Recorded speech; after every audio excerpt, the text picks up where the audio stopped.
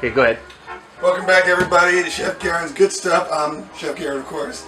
And it's that time of year, you know, we're around Mardi Gras. And I can't think of a better dish to do than a jambalaya with some dirty rice. It's good stuff. And not in my normal kitchen. I had an opportunity to come over and hang out with my friends Aaron and Steve Moore, who so graciously let me come in and use their kitchen. So something a little different, and you know, having some friends over always makes Mardi Gras that much more better. So right now what I'm doing is I've got the dirty rice already cooked down. We're using basmati. I've got some vegetable stock in there. And basically all I'm doing is I have some red gold tomatoes in there too. Thank you, Red Gold. And I rendered down some bacon first, some garlic, onion. And I'm just letting it cook down right now. And I'm using my Gotham Steel Fire and Earths. So this is the longest process to take. And we're doing a shrimp jambalaya. You can do chicken, you can do sausage, but I figured, you know what, being from the South, the shrimp are a little more prevalent down there too, so, and I don't want it to be too close to the shrimp and grits I did on the last episode, so, whenever I think of, Louisiana Creole cooking, this is one of my absolute favorite dishes to make, and it's good for you too, maybe not so much the bacon, but bacon makes everything better, right? So I put that in there. That's more of a flavor component. And the reason we do that, obviously, is it's the fat, and your rice isn't going to dry out and stick together as well. So we're going to let that cook. Cooking faster than I thought. Now, typically when you make your rice, it's a 2-to-1 ratio of your liquid to your rice. So it's going to be 1 cup of the rice. And this is my house-made veg stock. So if you see the rice starting to cook more and the liquid starting to cook out, add more stock or add more water, because what's going to happen is that you're going to have undercooked rice and no liquid in there. So huge important thing to be able to make sure that that you have the proper liquid to rice ratio as well. There's a little salt, pepper in there, thyme. So your aromatics also is lending flavor to this. So what you want to do when you start your rice is get your pan nice and hot, and you're going to make what are called lardons, which are little tiny bacon pieces, and you're going to slice those, get them in your pan first, so you extract all that fat, which is called rendering. Okay. After that, what you're going to do is then you're going to take your garlic and your onions, and then let those caramelize for a little bit, so it's absorbing all that flavor. Then you can go ahead and add your rice. It's very similar to making a risotto, where you toast your rice off and then you add your stock to it to start cooking it. Except we're not going to try, the whole reason of doing this is not to extract the starch. It's actually not to leach it out. So you have all these other aromatics that are in there that are going to latch on to it. And yeah, it's kind of a hurry up and wait thing, but this is probably one of the best parts, because the rest of the dish is going to go really fast. So I have over here a green pepper and a red pepper, and what you want to do is basically just get it down, and we're going to make what's called a julienne. Okay, julienne in French means ribbon, so which a lot of Creole cooking comes from as well. And we want to make sure that the ribbons are nice and even so that they cook down evenly when we make the actual jambalaya dish as well. So basically it's just straight down, nice and thin to win, as we call it. And what this is going to do, as I just mentioned, it's going to cook down a lot faster. And I'm using right now a half of each. Ooh, God, my nose is running. And like I said, everything nice and thin. And at this point, we can start to get our pan hot. So this is my other Gotham Fire and Earth over here in the back. And we're going to hit it with a little bit of our olive oil. And we're going to get this pan nice and hot too, because what's going to happen is we're going to sear these shrimp off. And we're going to add some more aromatics, some fresh garlic as well, which I need to get out. I almost forgot about that. Usually about 2 cloves works, unless you like yours garlicky. I know I do. Bacon, garlic, onions. I mean, come on, man. You can't beat it. So typically what I'll do is take the back, and like I said, we always work clean. Take the back of the knife and smash, and that releases your cloves. And all we're going to do is mince once we get the peels off. And you see how easy that comes off? So and make sure you keep an eye on your rice. Normally I'll just let it sit there and cover it, but we are a little pressed for time today. So what we're doing at this point is we're doing what's called an expedited process. Oops. Well, got another piece of garlic right here. So, and make sure your board's clean. So straight down. And use the back of the knife and you can just press. That extracts the essential oils. And then also add just a little salt. That's not going to affect the flavor. What it's going to do is it allows the knife to be a little more abrasive. And you get your oil out from your garlic. Always use the back of the knife to scrape because we don't want to dull our blade. And rice is getting pretty close. Yeah, that's pretty dirty right there. So we're going to have just a little more stock.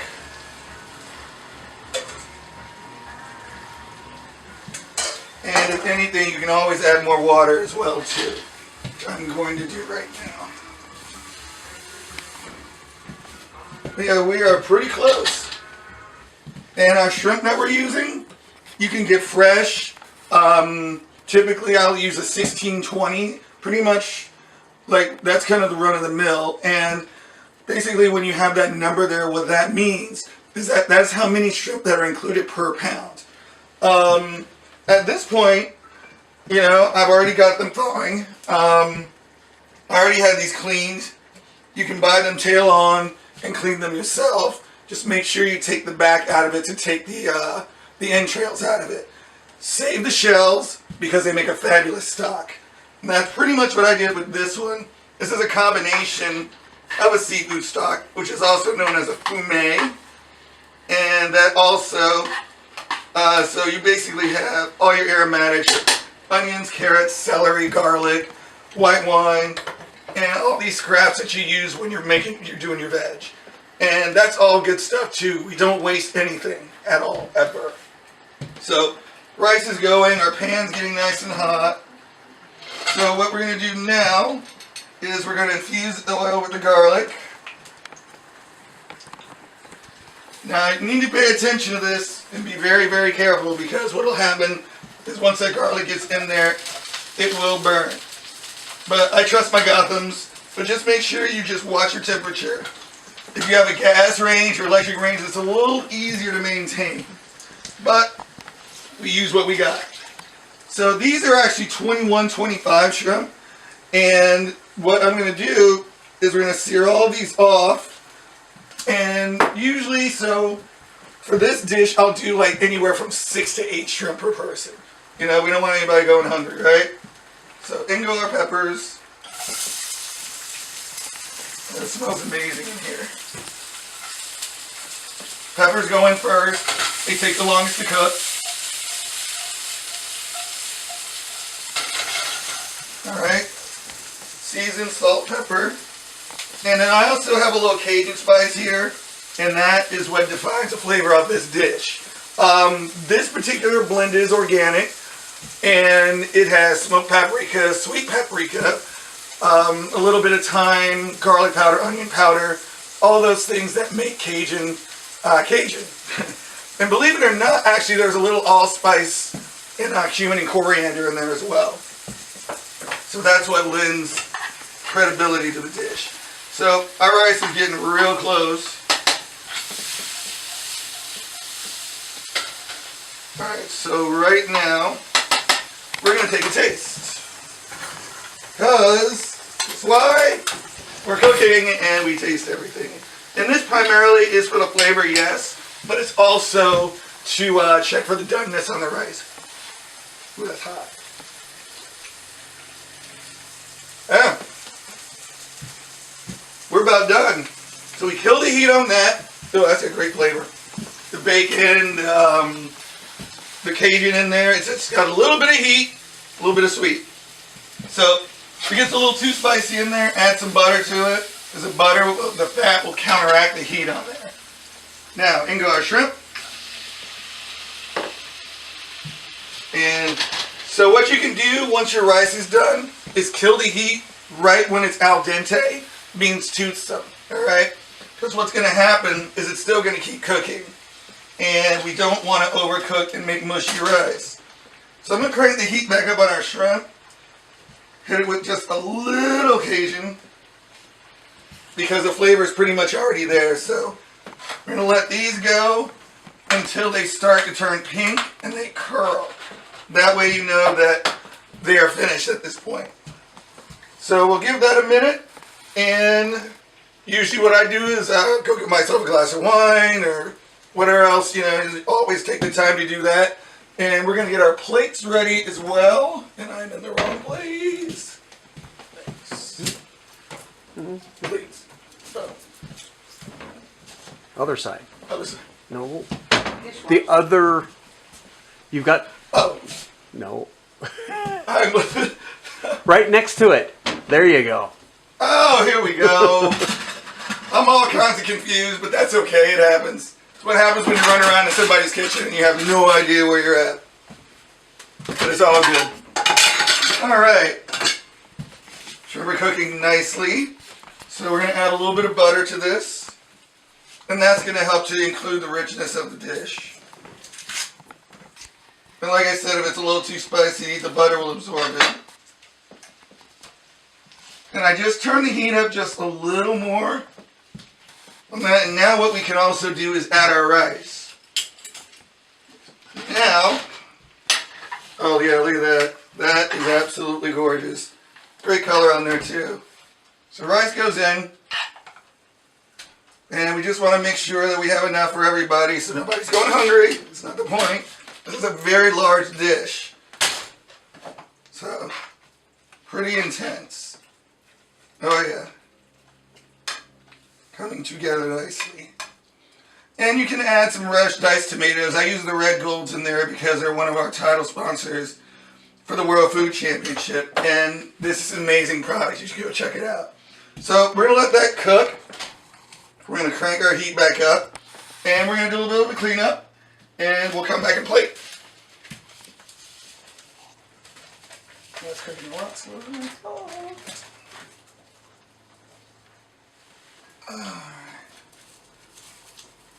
And also too, remember to taste. No double dipping.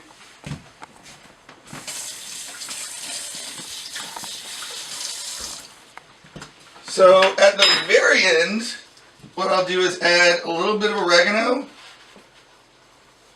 And keep in mind, this the rice already had some of that in there. This is just to bring the entire dish together. So make sure, once again, you're tasting and don't over season.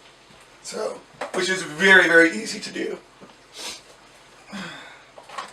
But the color is absolutely gorgeous on this. And we're going to taste again.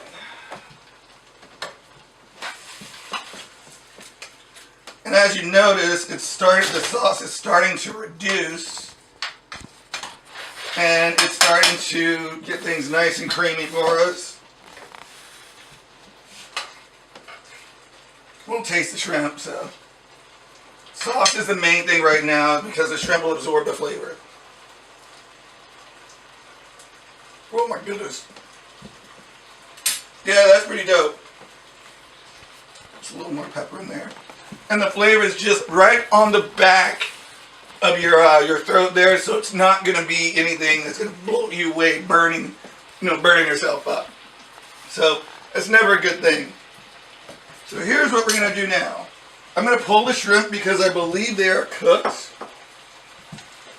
And we're going to grab a bowl here, actually.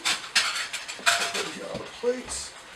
Because overcooked shrimp are absolutely awful. They taste like bullets. And we can't have that on such a beautiful dish. So these go in back after these go on the plates. Now, like I said, remember, always save your shells if you're buying them whole, because you make your own stocks at home, it saves you a ton of money. So, we are done. Believe it or not, I can't believe it went by that fast. So, here goes our rice. And you guaranteed you will never have anything stick with your Gothams. Great pans too. I missed one. Alright. So your rice, pepper and onion mixture go down. And usually I'll just go back and forth to make sure there's an equal amount on each plate.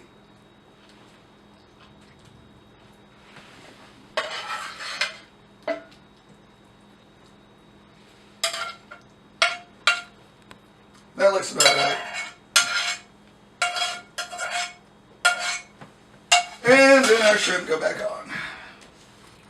And I'll usually count out 6 to start.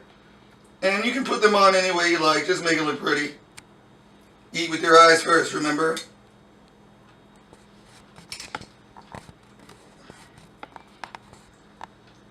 And then any kind of garnish that, you know, contrasts the color of the red rice. You know, you could use green onions, and that's personally what I would typically use. I mean, I don't honestly like to eat them, but they look pretty on a plate. But in this case, we're going to use a little parsley. Fresh or dried really doesn't matter, just as long as it makes the color pop. So we have that right here.